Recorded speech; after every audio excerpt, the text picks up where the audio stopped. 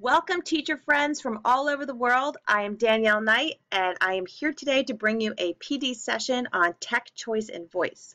We're going to focus on grades 5 through 12. So typically upper elementary, middle school, and high school. There should be something for everybody, and hopefully you'll have some strategies from today's session that you can take back to the classroom when you return to school for this new school year. So a little bit about me. I am a secondary special education teacher from New Jersey in the USA. My blog is studyallnight.com. I have a Facebook group called Teach with Tech. I also have a Facebook page called Study All Night where you can access Facebook Lives throughout the school year on technology tips and things that you can implement in your classroom pretty easily. I am also a PD presenter. So I will drop my contact information in the comments that you can get in touch with me after this session. So here's how you can get in touch with me after the session's over. I have email, blog, Instagram, Facebook. I even have a podcast. You'll find me on YouTube. And for all the attendees, please use the hashtag #TeachWithTech. For anything related to the conference, take a picture of yourself, or you want to add a takeaway and you want to post it, make sure you use the hashtag #TeachWithTech. So your session today, and I'm really excited about this. Okay, let me just move my camera, move me over here. Hi guys, all right. So all your session handouts can be accessed today through studyallnight.com. You're just going to go to the top menu, click on Teach with Tech Conference. Your password is TWTCon. You'll find everything you need for today's session, and it expires on September 30th. So I gave you a highlighted right there. You'll see in yellow, Teach with Tech Conference on my blog. That's where you'll find today's session handouts. So let's talk about what's happening right now in your classroom. Are you using teacher-ready technology? So what does this mean? What is teacher-ready technology? One of my huge pet peeves. You are interested in a new technology or something that you can use in your classroom, and you get a hold of it, and it takes you hours to figure it out. You have difficulties downloading it. It only works with a certain browser. I mean, all these annoying things can happen. I recommend sticking with teacher-ready technology that can easily be accessible by you, and you can learn it fast. Nothing should take an entire weekend to learn, especially at this point with so much technology available to all of us and so many different options. There are plenty of paid apps that you can purchase, but there's also a ton of free ones that you don't have to pay for. You're going to learn that a lot of the awesome apps have a free level of enjoyment, and then if you want the extra features, you're going to have to pay for them. That's pretty much the same thing like with anything if you think about it. So teacher-ready technology are things that you can, on your level of expertise, access quickly and implement easily in your classroom. So that also goes for student-friendly technology. Now, students today, we're at the point where our students know more than us. Most of the time, I'm seeing this. So it's almost like my students have become my tech support in the classroom. So this picture actually represents a lot of our classrooms, a lot of the attendees that are here today. If you look at all the students at these computers on this slide, I find it really funny. I especially like the young man in the blue sweatshirt. That's why I have an arrow in him. A lot's happening here. You have your interested, not amused, really into it. This is only going to take me like a minute, so like what am I going to do next look? This is really typical. But they're all engaged. So like it doesn't to me appear as though anybody's confused really or not being able to get onto the computer. So student-friendly technology, in my opinion, is technology you can put in front of your students and they can access quickly. There's not a whole lot of like, again, the technology should be able to work on a Chromebook and a tablet. The technology should be able to work in any browser. The technology should be able, your students should be able to access the technology from home and in school. That's a really big one. I find that to be an issue a lot of times with my students. So let's talk about your delivery, what's happening right now, how you're delivering your lessons. Most of the attendees today are probably delivering their lessons as a blended learning environment, meaning you're using paper and pencil assessments as well as delivering technology assessments.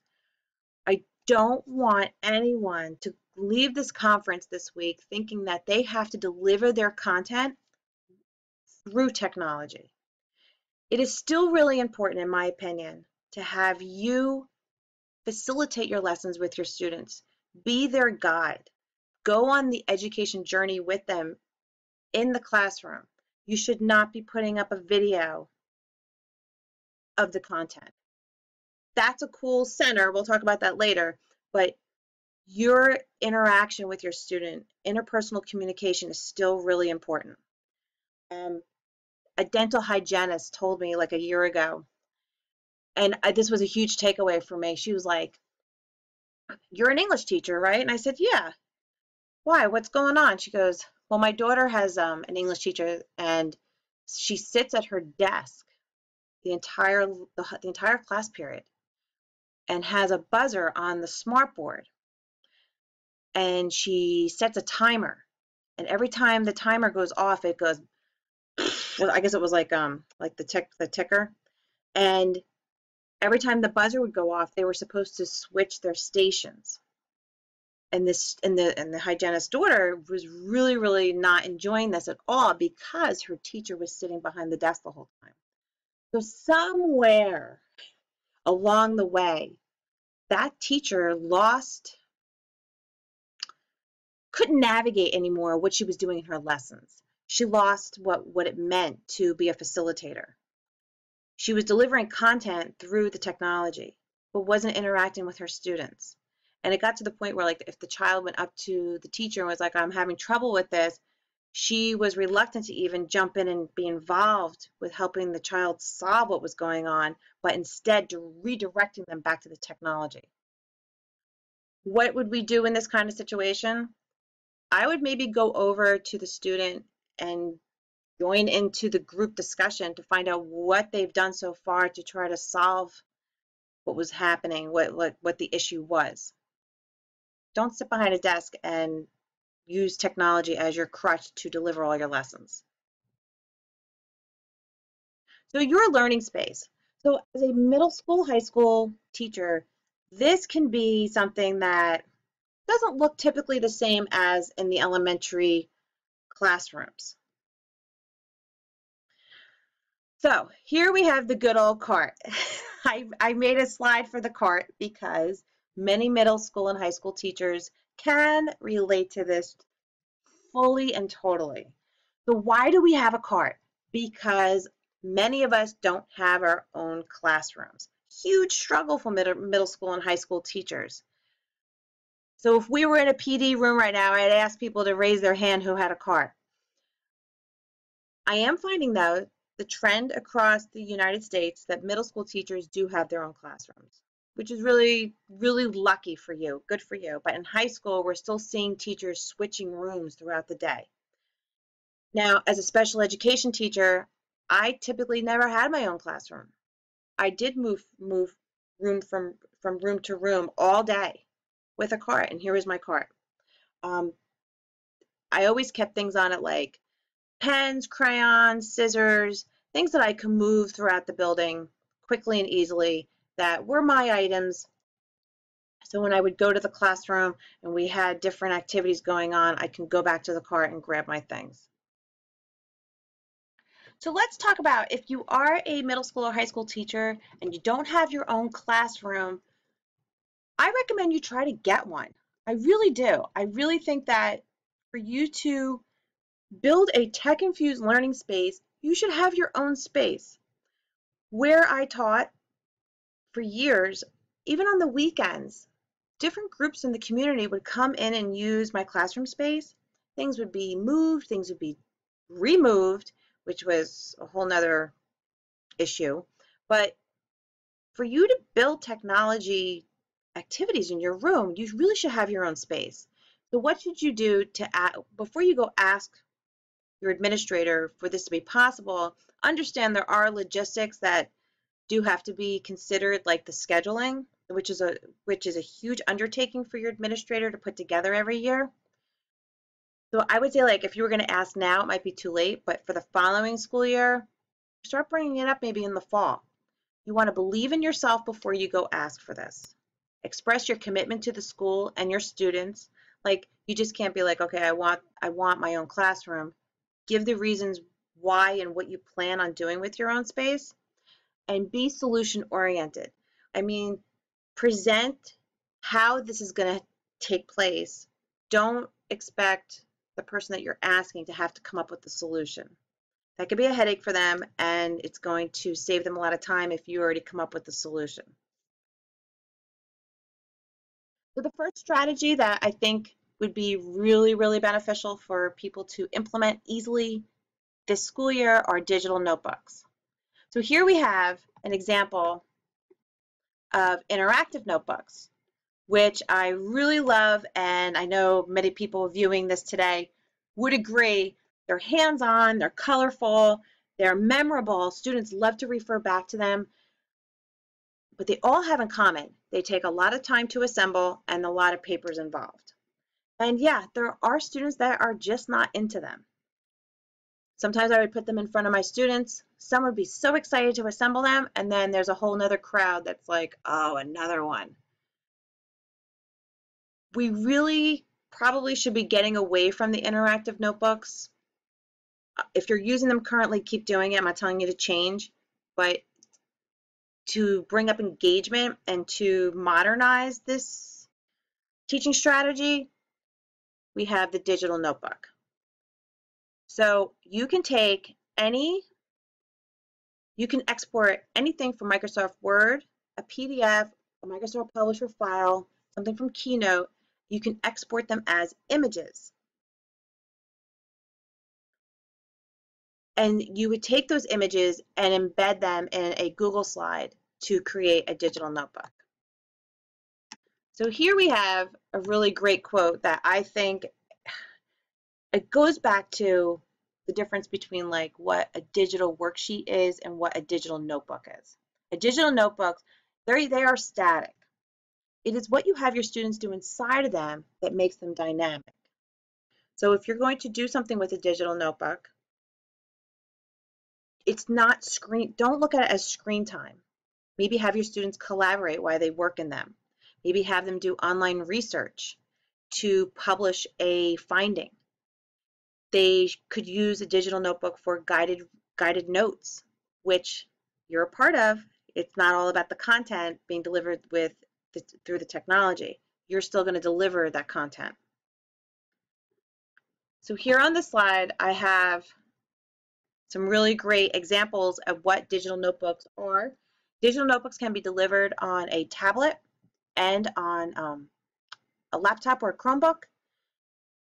Here I have a student that is working on a plot diagram, a really great example. Plot diagram, a lot of times you do them on paper. For those of you that are not English teachers, they are like the story map of a novel or a short story. She's really enjoying this because she can move the pieces to the different parts of the plot diagram, and she can save it right into her own folder and refer back to it. So digital notebooks are really great for emphasizing emphasizing formulas. I really love them, and they're really awesome for visual learners, which then brings me to sketch notes. So sketch notes are just that. They totally are appealing to visual learners and can be annotated easily using Notability, OneNote. I recommend there's a Doc Hub annotation feature. You can put it in a Google slide and have students annotate right on top of the image. Here I have a Martin Luther King example, and it is a timeline of his successes and his struggles. Students Love this. It's colorful and they can write right on top of it. Sketch notes. I love Notability. I really recommend it. If you're teaching a writing strategy, like the race strategy, which I love in my classroom for many years. So if you're using the race strategy, it's really cool to maybe give a visual representation using sketch notes. So these are just examples to maybe get your motor going on what you can do in the classroom with these types of strategies, but I really love sketch notes.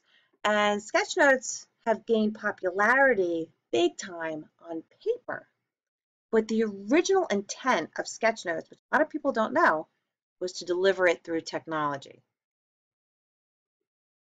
So how are you going to organize all these tech-infused lessons? So here I have an example of a interactive notebook table of contents here on the slide from my friend Erica from Interactive World. She does interactive notebooks throughout the school year, and she keeps the table of contents on a large pad of paper, like an anchor chart pad. So every time they have something, they add to it. On the slide, you'll also see right above me is the digital interactive notebook grading rubric, but you can also have a slide that is a table of contents. You're going to organize it just like an interactive notebook. So all the digital assignments that you create with your students go into the digital interactive notebook table of contents, just like you would a paper one. And this way your students can keep track of what they're doing throughout the semester, throughout the year, and everything's in order and everything's there. So now we're going to move on to student choice. So student choice is your friend. Don't be afraid of student choice. I know there are people that are turned off by student choice because why? Because students can take a long time to make the choice. And a lot of times they make choices too because their friends made the choice and they want to work with the friend, but that could be counterproductive because they're such good friends, they get nothing done. So what do we do in those situations? So a lot of times I like to present choice like, would you like to work on the timeline or would you like to work on the order of events type of options you want to give your students? When I do these types of things, when I go up to students and I say, okay, what's going on? Why is it taking you so long to pick your choice? I like to focus on what I know the student would be good at, what would they be fully engaged with. And that's why choice is great, because you're going to create choice for your students based on multiple intelligences and Bloom's taxonomy. We're going to get to that. So what is student choice? Student choice should have engagement and motivation involved. So when you're going to create student choice for your students using technology, those things you should have in mind. Is it engaging and is it motivating? Involves careful planning on your part. You also want to offer limited choice or controlled choice, and I just mentioned that. You don't want them, good example, if you're using The Outsiders as a novel study and you only have 3 days left of the marking period, writing a script as a choice for one of the chapters and then using green screen to reenact that scene may not be a good option at all because there's time constraints. You can't expect students today to meet outside of class. You know your students best, of course, but for my students, that would not be really the greatest option. I would see some not showing up and stuff. So things that they can do in the classroom are really great choices. You decide when students will present their assessment. You decide when to present student choice. So student choice doesn't have to be with everything. That's too much. You decide when you're going to use this strategy and what task choices they will be able to pick from and how students get to make the choice. Okay, so what's next? It's time to get busy. So a model that I always use and a model that I find very, very useful is, especially in an inclusive setting, is the Bloom's taxonomy of educational objectives. Now, this goes way back to graduate school, undergrad, educational philosophy. Sometimes this is like going back to the basics, where you're going to use technology this time to achieve the higher level of engagement. So don't be turned off by this. I know sometimes in person when I present this as the strategy we're going to use, people are like, oh, here we go. This is a workshop on Bloom's. No, but it's going to get you the higher level of engagement that you're looking for if you do it this way. So this is your opportunity to get creative. You're going to create the choices for your students.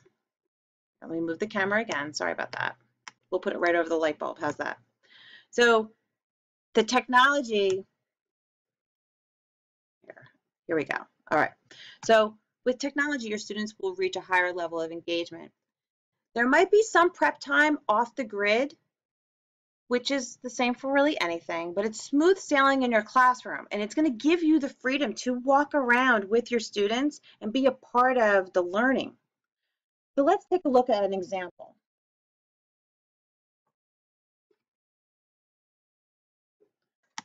So here's a great tool to provide choice. So Poplin, if you're not using Poplin, it's a really great option for you to explore, especially for visual learning and for students that struggle with organization. Poplin, I highly recommend, and there are a ton of videos on YouTube for you to check out that are free on how to use Poplin. So that's pretty teacher ready, student friendly. It's great for mind maps, discovering concepts, organizing details. I would use this maybe for a character study, maybe put the character from the novel in the middle and put the character traits all around the outside. Maybe in science, you could use it like this example here for the planet Earth, and then you could put all the different things about the planet Earth around the middle concept. So that is Poplin. So mind maps are awesome and should be used in every subject. Mind maps are great. So mind maps are, here I have it with Lucidchart that you can easily implement in Google Slides.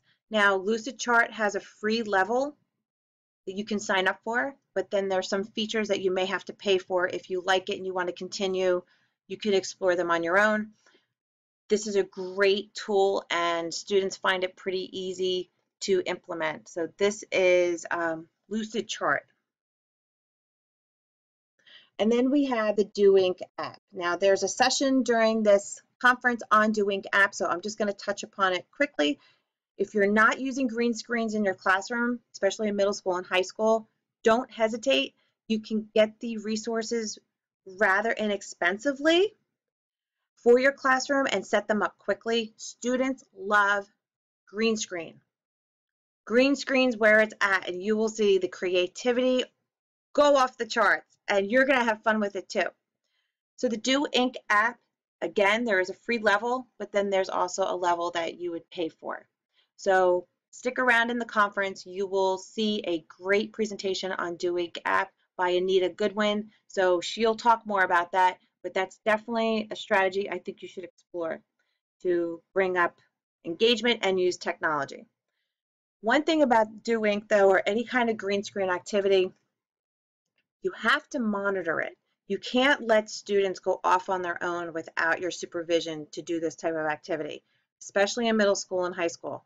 They can go off quickly, off task, and start recording some of their own things that they find entertaining that don't fit into your curriculum. So you definitely don't want to leave them unsupervised. Canva is awesome too. I love Canva. In a lot of PD sessions that I go into, I do a show of hands, and there are so many teachers that are already using Canva. If you're not using it, definitely check it out after this session. Canva is free and very easily accessible and quick. So in Canva, It's great for visual presentations. It gets your students away from creating that poster. So now they could do it on Canva using technology. So like the boring activity with creating a book cover for The Giver, now they could use it, now they could do that activity using Canva. So I'm a big fan of this one. So definitely check that one out. So now it's activity time. So let's see. Here we go. In your handouts for this session, I provided you with a multiple intelligences and Bloom's taxonomy going tech chart. So it's 2 pages. So you'll see on the left are all the levels of Bloom's taxonomy. And along the top, you'll see all the multiple intelligences. After the session, on your own time, you can go through this chart carefully, and I mapped out for you the different types of activities that you can use implementing technology to reach each of these levels.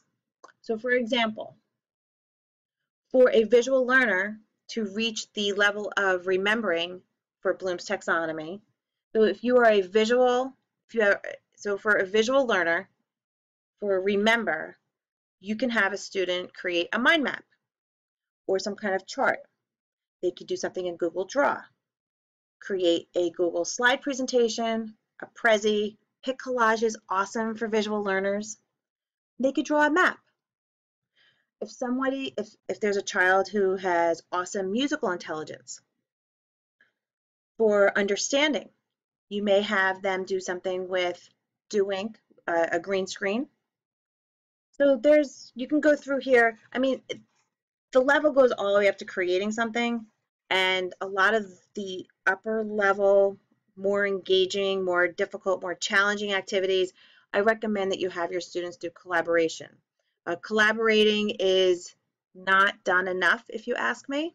I think students today, especially, are lacking in the interpersonal communication opportunities. They're not necessarily lacking in the skills, it's the opportunities they don't get as much today, I believe. So their skills, they could use some work. So put them in groups as much as possible and create activities for them in their groups that they could work on that you've created for them for choice. Also in your session handouts today, I've given you a totally 10 assessment. So this to me is more beneficial than the choice board. Choice boards are awesome. If you're using them, rock on. But they've been overdone. They're overused. It's like, I don't know, what's been overused today? I don't know, I'm drawing a blank. But think about all the trends that are just overused and you kind of get sick of. Oh, the floss dance. My sons do the floss dance constantly. They're constantly doing that. And at first I was really impressed by it, but after a while I'm like, okay, enough. Go learn another dance. But like, it's kind of like that with a choice board. You put a choice board in front of a child today, they've seen it a million times. It's almost like, oh, this teacher's used this choice board for the last 3 chapters or the last 3 novel units or the last 3 units of study. This will give you a fresh take on what does it mean for choice. And it also is a little bit of a challenge because they have to add up their points to get to the 100 points.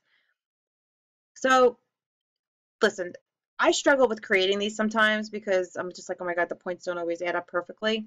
So good luck. 9 times out of 10, I do a really great job with getting them to add up perfectly, but sometimes there's a few spots that aren't so perfect. But anyway, okay, so the totally 10 assessment, this is how it works. So to get to 10 points,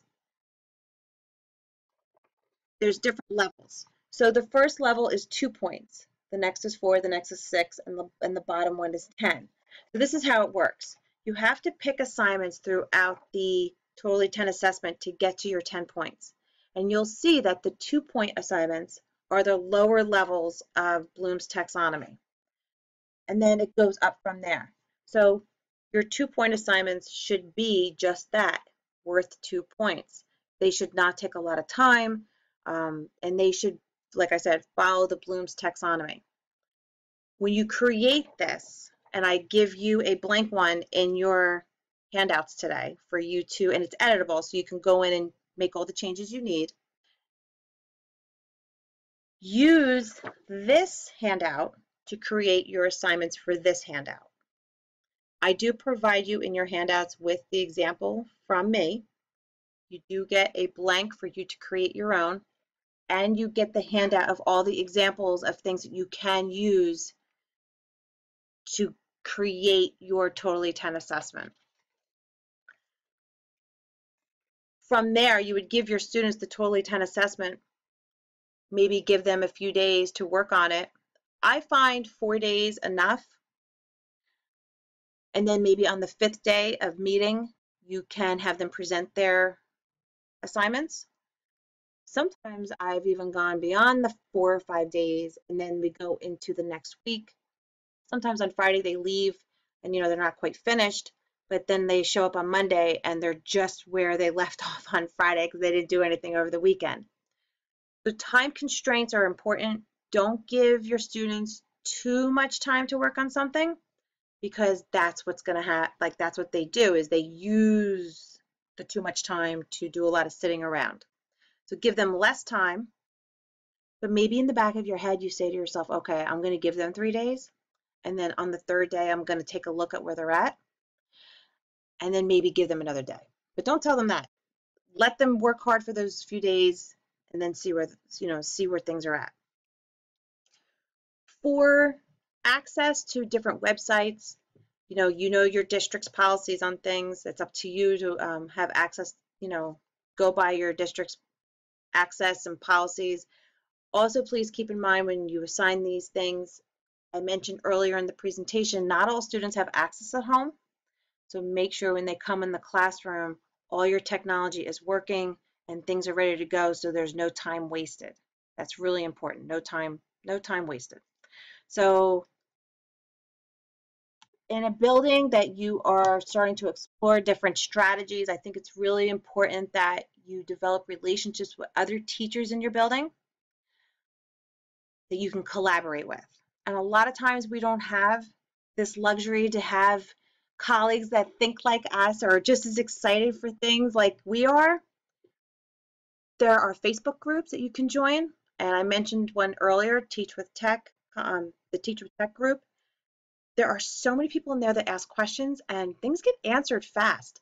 And if you put out an SOS in that group that you're looking for someone to work on a novel unit with you, maybe come up with some of the assignments from here today.